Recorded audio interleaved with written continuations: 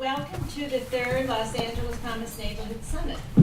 So as usual, we stand here before you, reminding everybody just how lean and mean we are. We're not paid, not any of us. You give up your Saturdays.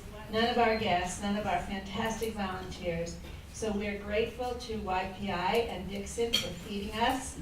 And Dixon, thank you very much. And for the LMU providing the facilities. And so we're lean and mean and ready for work. So when we realized that we were about to experience the confluence of the release of the California State Commission of Special Education and the 2015 celebration of the 25th anniversary of Americans with Disability Act, plus the presence of our special education scholars, as exemplified by Dr. Victoria Graff, we knew we had to turn our attention to the education of students with special needs. So we begin with this colloquium as an intelligent preface to a global summit to be convened on March 8, 2015, which will be chaired by the Honorable Tony Coelho, primary author of the Act. We will all have a wonderful opportunity to re-engage in what is regarded as by some as some of the great civil rights garnered in the USA. More to come on this, but mark your calendars. We would like to acknowledge some special guests here today. Some of them are expected, some of them are already here. One, I won't discuss because he will be phoning in. We're expecting Steve Zimmer, the Vice Chairman of the Board of LAUSD. Of course, we have Dr. Shane Martin, who is the Dean of the School of Education at LMU. We have Dr. Victoria Graff, who is the Professor of Special Education at Loyola University, and one of the collaborators in the Education Success Lab. Dr. Magali Ledonez, Professor of Departmental of Education Leadership and Founding Director of LMU's Center for Equity English Learning. We have Yvette King-Burr, who is the Executive Director of the Youth Policy Charter Schools in Los Angeles. Yvette is a 20-year veteran of LAUSD teaching. She was a union leader, and she was one of the founders of the first charter school at LAUSD, and now is in charge of the charter schools at YPI. We have Dr. Carl Cohn, who will be announced later, and then Dr. Cohn, who is also a member of the California State Education Board. Dixon, who is the Executive Director of YPI, and Iris, your Chief Operating Officer. We have Mr. Fidel Ramirez, who is the Director of Youth Services of YPI. And Dr. Ernie Rose, who is the Director of the Doctoral Program at LMU, is expected. We have Mr. Matt Hill, the Chief Strategy Officer at LA Unified School District, the Shauna Draxton, the Principal of Charter Elementary School, and Catherine Campos from the Sanger Unified School District, and Ryan Ossia, and Carla Estrada, who works with YPI. And we also have Donna Muncie from LAUSD, who's joining us as well for today. So I think what will be a very good thing to do, it's really time for Dixon and Iris to say hello to us, but since they're not here yet. Oh, sorry, I'm here for the hard part. Iris! I'm sorry.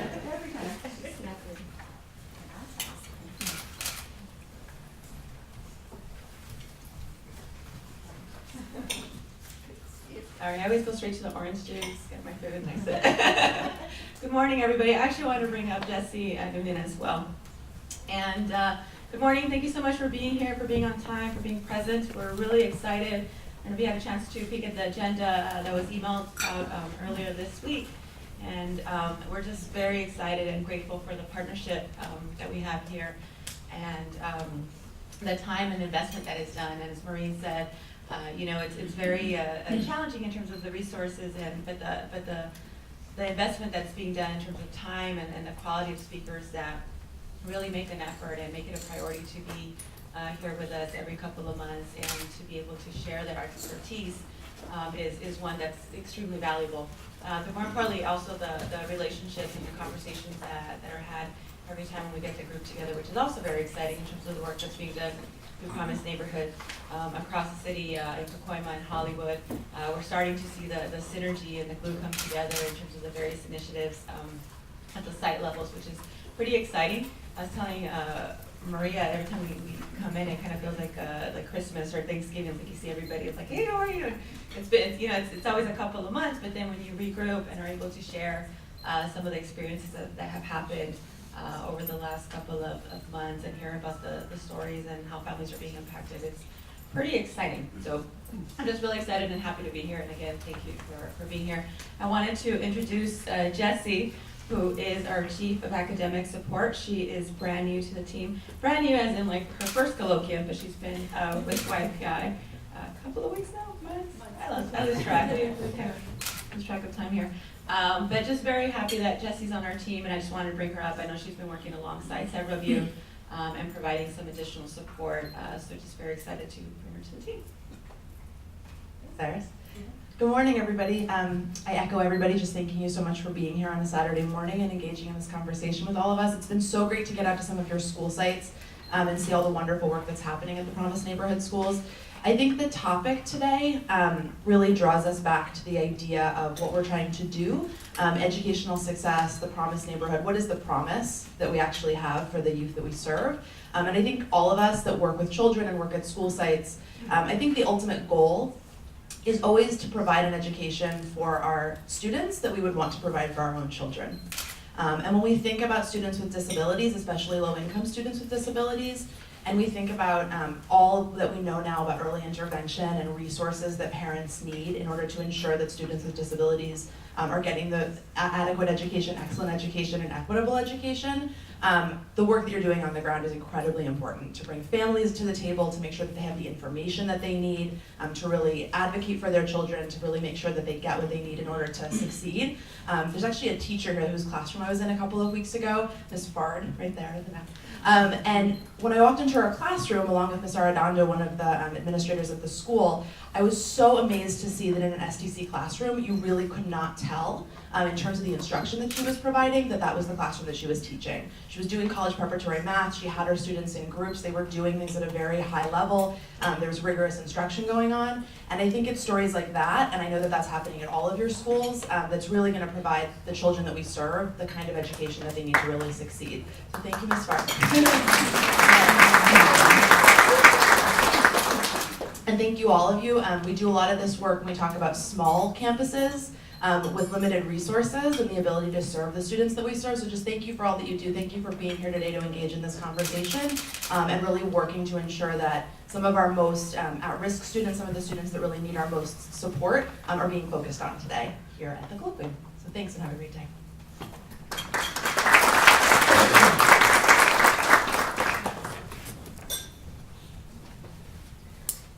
I would like to see a show of hands of those who attended the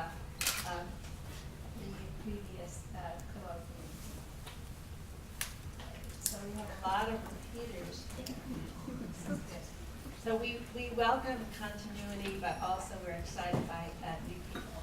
You know, I forgot in announcing special guests that we do have our two friends back from Northern Ireland, Mark Baker and Gavin Duffy. Would you raise your hand? You just cannot stay away. Now, has the phone rung yet? Not yet. Okay. Well, I think then, Shane, I'm just going to turn this over to you at this point. You can quit while I'm ahead.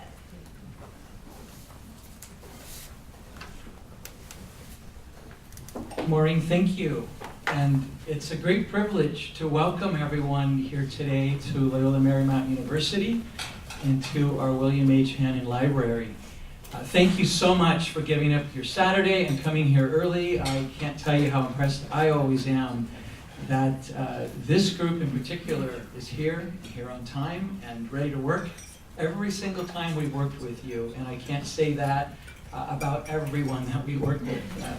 So I appreciate that. For those I haven't met, I'm Shane Martin. I'm Dean of the School of Education and also Dean of Graduate Studies at Loyola Marymount. And it's our great pleasure to partner with all of you.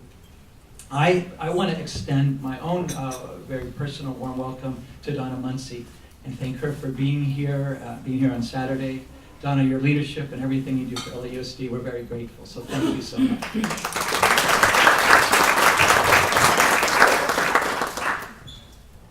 This work, in many ways, grew out of the work that we do on our campus in our doctoral program.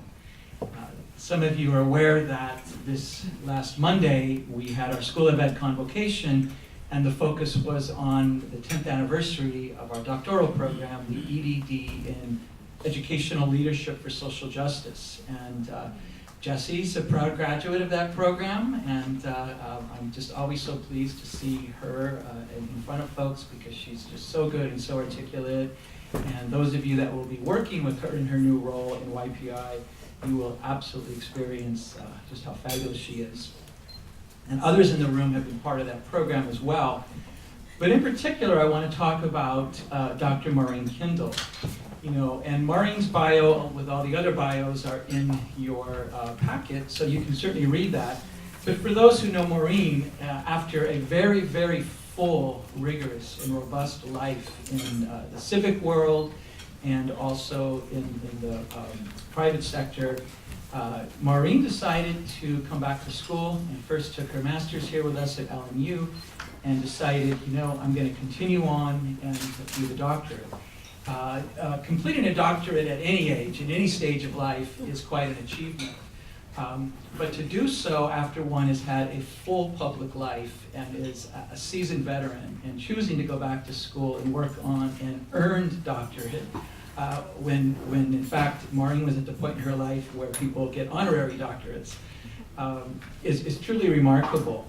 And Maureen wanted to look at public education and public policy in California, particularly the charter school law in California and some of its unintended consequences. And among the things that she looked at and came out of her dissertation was that, you know, we have this climate in California that was not expected when the authors of the charter school law put that together, where in fact we know in public education there's a lot of finger pointing. There's more silos and more divisions than are in any way are helpful, and they're not good for our kids.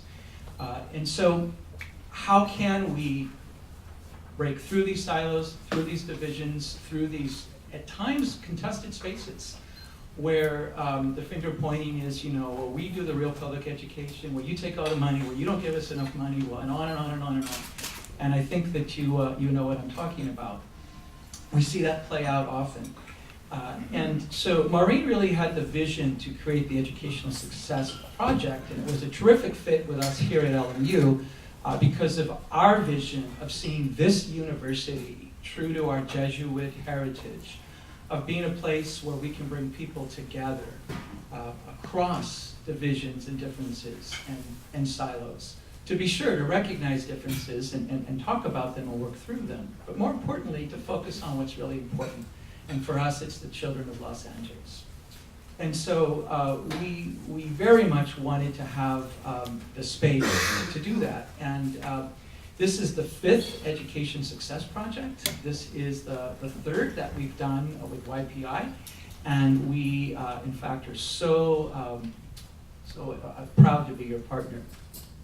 So with that, I would actually like to now turn over to the director of YPI, our dear, dear partner, Yvette Kingberg, who wants to say a few moments of welcome to you. Yvette. So welcome. I just want to make a clarification. I'm the executive director of our schools. I'm not trying to take Dixon's spot. I'm clear who the boss is. So I just wanted to say welcome. I am excited that you're here this morning, and as Maureen reminded me, having been in the charter school movement for 21 years, I'm real clear about what the law, the intention of the law was never to make every school in the state of California a charter school, because ultimately we would have gone from a big district to a huge charter school district with the same kind of challenges. However, I am just excited that the work that I get to do, I think, is just absolutely amazing, because I get to work with charter schools, I get to work with pilot schools, I get to work with partnership schools, I get to work with traditional schools, and it's really in that collaboration, and I'm so grateful that YPI and that I get to be a part of our work collectively. That's what we get to do. We get to make sure that there is success for all. And that is what Los Angeles Promise Neighborhoods is about. And so over the last 3 colloquiums, I think it's really important to kind of just take a step back and just take a look at where were we in the beginning. But before we start, I'm just a data junkie, and so it's important for me to begin with the end in mind. So I believe that our colloquiums really address 5 of the Los Angeles Promise Neighborhoods outcomes. And I have asked a few of our partners in the audience today to just kind of stand and share those out for us. So outcome number 1, where are you? Can you stand and just tell us what that is? Good morning, everyone. And say your name and where you're from. My name is Suzanne Llamas. I'm from Wanda Century Learning Center. Indicator 1, a number and percent of children birth to 5 years old will have a place where they usually go other than an emergency room where they are sick or in need of advice about their health. Indicator 2, number and percent of 3-year-olds and children in kindergarten who demonstrate at the beginning of the program or school year age appropriate demonstrate functioning across multiple domains of early learning as defined by DOE, as determined by using developmentally appropriate early learning measures as defined by DOE. Indicator 3, number and percent of children from birth to kindergarten entry participating in center-based or formal home-based early learning settings or programs, which may include early Head Start, child care, or preschool. Indicator 4, LAPN additional academic indicator. Number and percent of children in target neighborhoods receiving all required immunizations on the schedule required by schools. Thank you, and if you have an indicator number 2, can you please stand?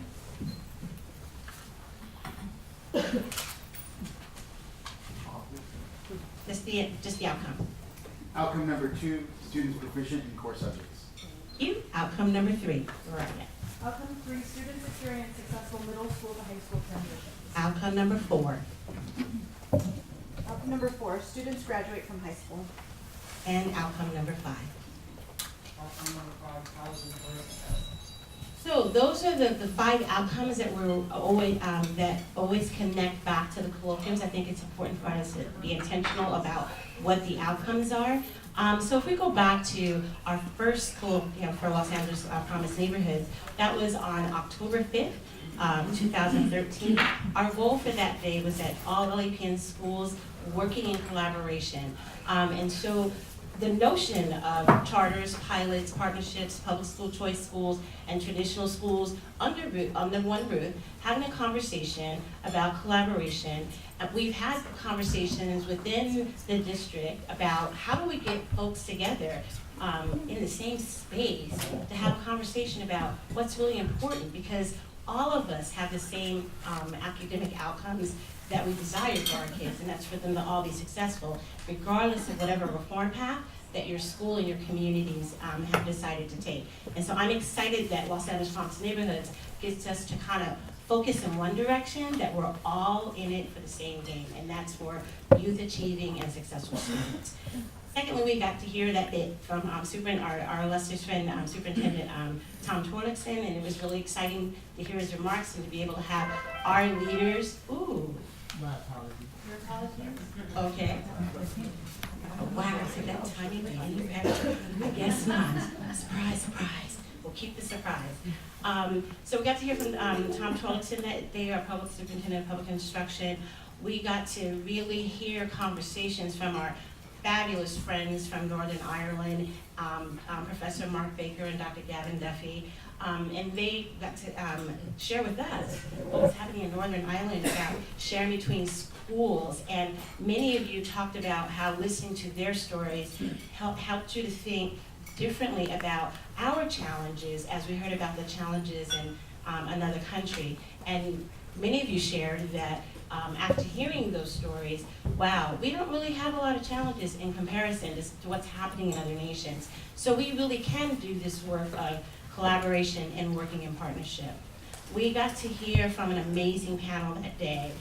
Dr. Magali Lavendes got to share with us about equity in teaching and learning.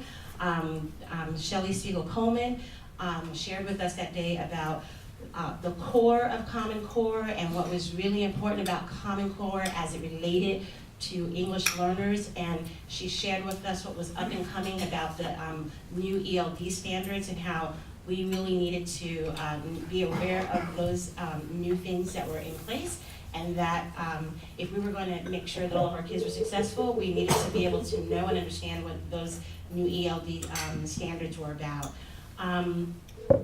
Then we moved forward to the spring of 2014. We met again, March 22nd, and our goal that day was to further the collaboration among LAPN. Hello, Tom. Wow. Perfect timing. We just mentioned your name, so we're going to dial you into the conversation with me and Shane Martin. Good morning, Tom. Congratulations on your recent success. We're looking forward to working with you in the next 4 years. Ladies and gentlemen, let me introduce our Superintendent of Public Instruction, Tom Torlakson. Tom, you're on. Thank you, Shane, and thank you all for being there on this fine day. Isn't it a great day? Yes. You've got important work in front of you, and I first just want to commend and thank the Education Success Project, which is the brainchild of Dr. Maureen Kindle, and Shane Martin, thank you for your leadership. The two of you together are quite the pair.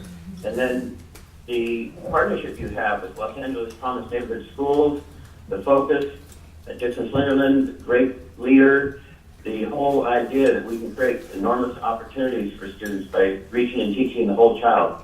So the work you're doing with Promise Neighborhood Schools is truly exciting and important.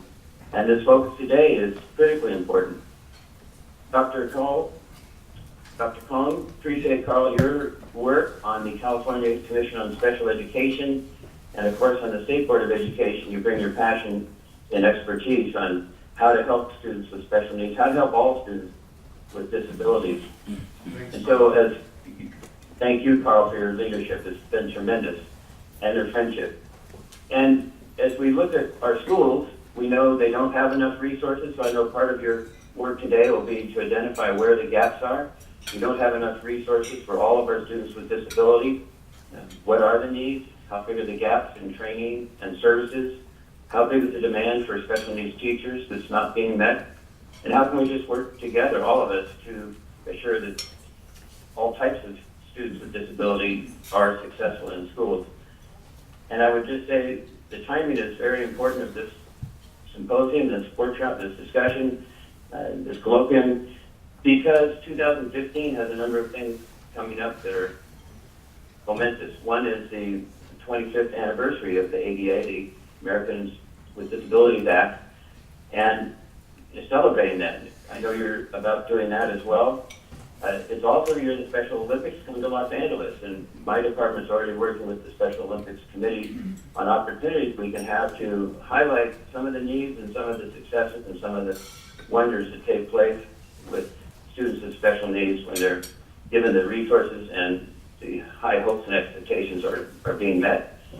And I also will say that 2015 is a year that I want to push on a bipartisan way, a tripartisan way in the legislature here in California and in Congress for also the full funding of the ADA. The American Disability Act had a promise of greater funding that hasn't been met, and I think we need to organize a concerted effort to have those resources drawn into our schools as we recognize greater and greater needs for our students. So again, congratulations for all of you getting together. I look forward to the results and the action plan, the steps to take next. I know Marino's going to give me chapter and verse of the results of this conference, and all of you have a great day. I know it will be successful. Keep up the great work. Thank you. So Tom, thank you. And I want to just note that this, as I said, is our 5th symposium. You have participated in all of them. This is the third with YPI. You have been here in person in the previous 4, and we appreciate you so much calling in with this message today. We know that you are spending quality time with your family today, and after many months of being on the campaign trail, I think we all understand, and we wish you the best today. Thanks for your leadership. We look forward to working with you. I look forward to working with all of you. It's fantastic. Thank you. Let's thank Tom.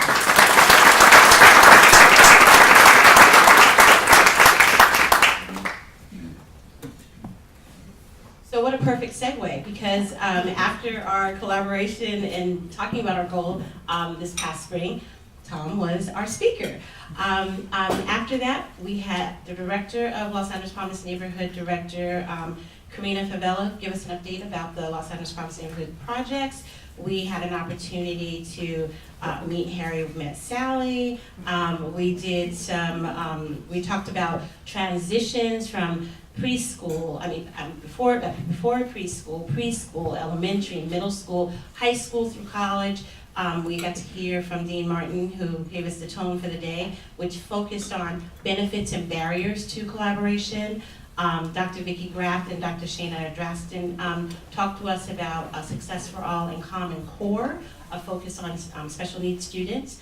Again, we heard from Dr. Magali Laganes about ELs and Dr. Elvira Amas from the Center of Equity for English Learners.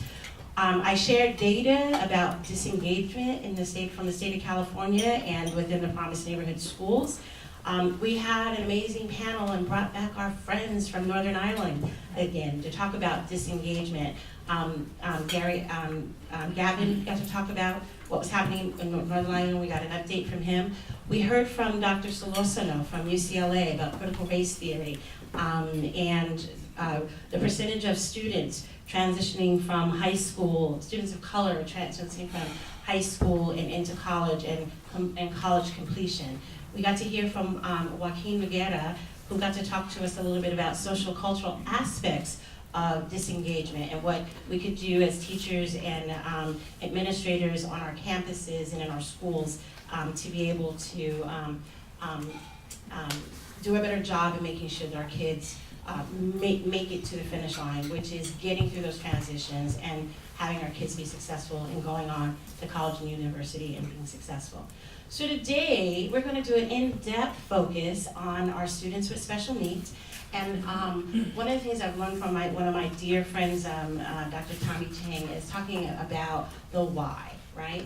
So why the special education conversation for Los Angeles Promise Neighborhoods? And what you may not, I'm just going to ask for you to point your attention to the slides. What you may not know is that when we look at the percentage of special needs students in our Hollywood, Los Angeles Promise neighborhood, we're at about 8%. And then for the Pacoima group, we're at about 5%. And overall, for Los Angeles Promise neighborhoods, we're at about 5.9%. So what does that look like in terms of the total numbers? And we, as Los Angeles Promise neighborhoods, serve approximately 1,000 students. And 1,000 students with disabilities that's an incredible number of students.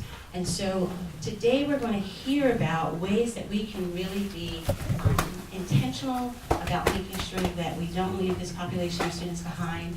And when we talk about universal access for kids, if we are intentional about our students with disabilities and making sure that we create those pathways for this group of students, this subgroup, then we will continue to do a better job overall in making sure that all of our kids are rising and that their academic achievement is moving forward. So I just want to just close with Jesse, can you just remind us again about what our outcomes and what this is connected to today? Sure, so just to restate the 5 outcomes that we're focused on. Outcome 1, children are ready for kindergarten. Outcome 2, students are proficient in core subjects.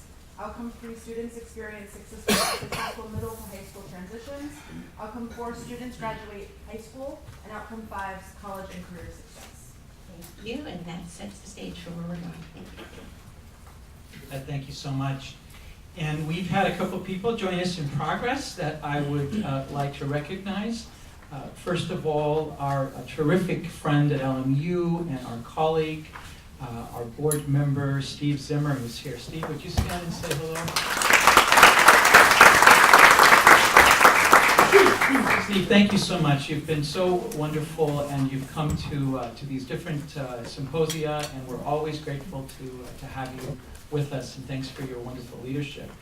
And of course, Dixon is here as well. And Dixon, I don't know if you'd like to say a few words to the group? Sure. Did we already do a welcome? We have. But we're not fully welcomed until you add your welcome. So good morning. Sorry I'm late.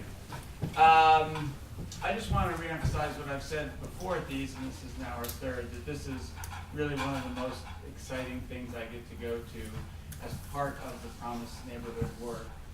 And to see you all here in a packed room early on a Saturday focused on these critical outcomes and results, it's just really exciting and rewarding, and makes all the sort of slog to get here over the years totally worthwhile. So thank you for your investment of time and commitment.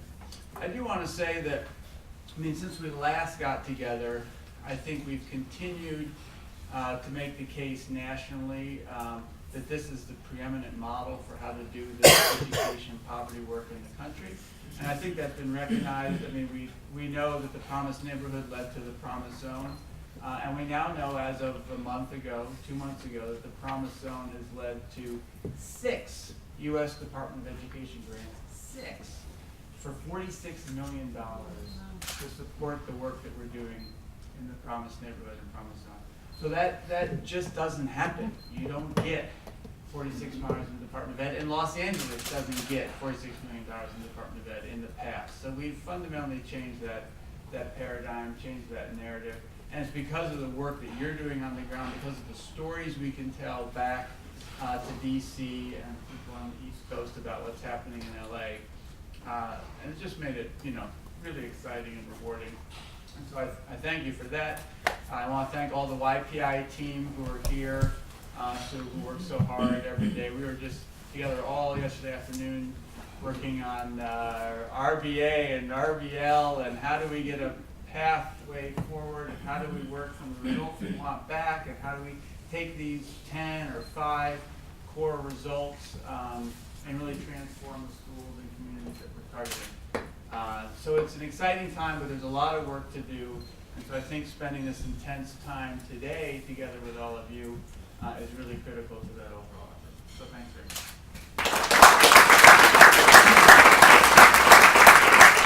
Dixon, that's incredible. And hearing the news about the 6 grants, I realized that I've been underreporting the great success of YPI. I've been telling everyone, do you know that they have $30 million in federal grants? From now on, I will say $46 million. Well, that's on top of the 30. Okay, this is adding up faster than I can keep up with it. But I want to underscore 76 million. I want to underscore what Dixon has said, that this is incredibly unprecedented in Los Angeles. And that's a tribute to the great work that all of you do. It really, truly is. I want to acknowledge the director of the Los Angeles Promise Neighborhood, Karina Favela. And where's Karina? There she is. Yeah. So let's welcome her.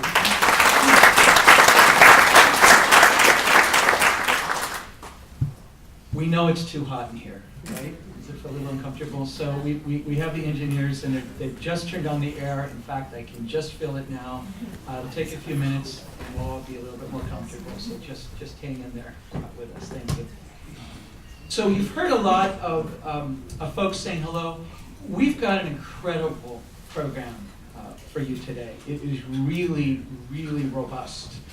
And there's great folks coming to talk with you. I think all of us will learn a great deal. It's a full program. We don't want to waste your time. We don't want to bring you to campus and not give you a full day. And I think you'll experience that. So as I think about the goals for our day today, certainly we're here to convene the Los Angeles Promise Neighborhood Schools. And it's a discussion of how we can all work together to improve outcomes for students with disabilities, as I mentioned. Related to that, of course, we talk about all of our children, and we will have a very important session on talking about our children who are English learners. We want to also get concrete and experience some examples of our teachers. In fact, teachers who are working on the ground, teachers who even work with their own disabilities, as well as parents with children with disabilities. We want to create an opportunity to build a conversation. So we have a lot of folks talking with you, but there will be time for this group to talk together and to talk with all of our panelists.